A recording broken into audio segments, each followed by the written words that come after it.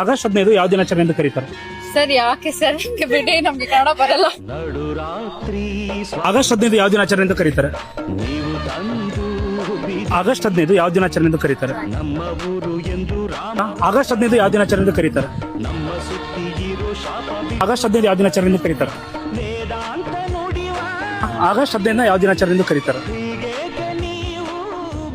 August 15 ಯಾವ ದಿನಾಚರಣೆ ಎಂದು ಕರೀತಾರೆ?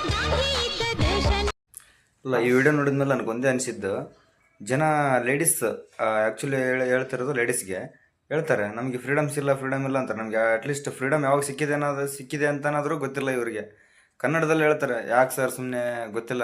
ಕನ್ನಡದಲ್ಲಿ ಹೇಳ್ತಾರೆ ನಮ್ಗೆ ಸ್ವಾತಂತ್ರ್ಯ ಯಾವಾಗ ಸಿಕ್ಕಿದೆ ಅನ್ನೋದು ಗೊತ್ತಿಲ್ಲ. ಇವ್ರಿಗೆ ರೀಲ್ಸಲ್ಲಿ ಇದರಲ್ಲೆಲ್ಲ ನೋಡುವಾಗ ಲೇಡೀಸ್ಗೆ ಫ್ರೀಡಮ್ ಇಲ್ಲ ಅಂತ ಹೇಳ್ತಾರೆ. ಇದರಲ್ಲಿ ನೋಡಿದ್ರೆ ನಮಗೆ ಫ್ರೀಡಮ್ ಯಾವಾಗ ಸಿಕ್ಕಿದೆ ಅನ್ನೋದೇ ಗೊತ್ತಿಲ್ಲ.